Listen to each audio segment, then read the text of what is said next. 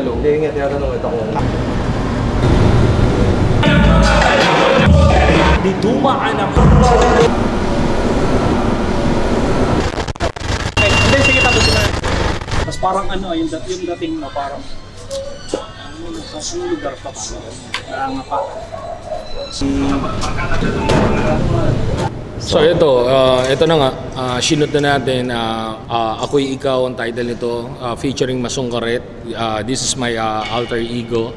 Pag sinabing alter ego, syempre ito yung kabilang pagkatao mo kasi nung time na open namin sa 187, lahat kami halos nagkaroon ng alter ego.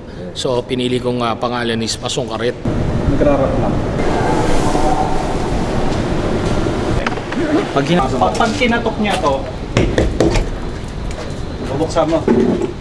Pagbukas mo, pwedeng parang umano ka sa kanya. Parang pasok na yan. Oo, ganun.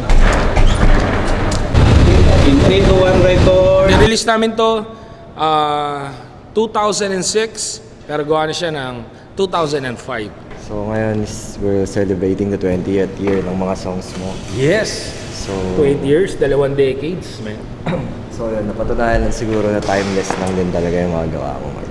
Yes, kumbaga parang sabi ko nga, wag kayong lahat ng mga artist natin, wag kayong mapabago, mapaluma, wag kayong manghihinayang kung hindi nag-trending ang inyong mga kanta. 1 taon, 2, 3 hanggang 5 taon hindi nag-trending. Wag kayong manghihinayang kasi tignan mo na lang tong mga kanta na to. 20 years na to pero hanggang ngayon nananatili at laging sariwa sa mga tenga na nakikinig sa atin mulat sa pool.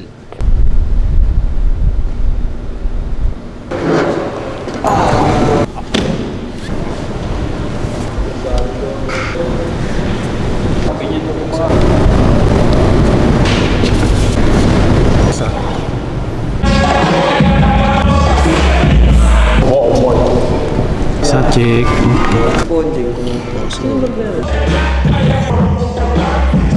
Flight Films, syempre. And thank you very much sa suporta ng kanilang team and production. Sobrang solid.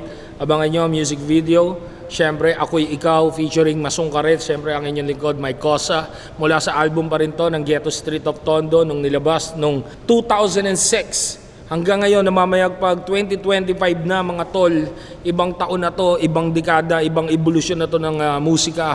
Pero still, ang musikang ginawa natin ng panahon na yon, nananatiling sariwa sa inyong mga tenga. Maraming po salamat. Mike Cosa po. Ipantay mo dyan sa... Tapos, eto na... Hindi pantay.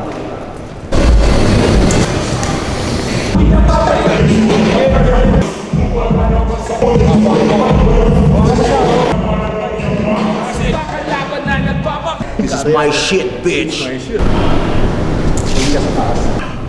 Alas to, pre. Kawa ganun. Right now. Yes.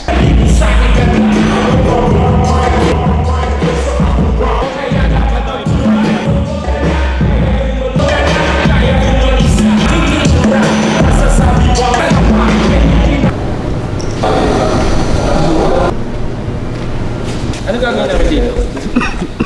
Dito ka, G. Kumbaga, kasi ganun muna dito. Tingin lang.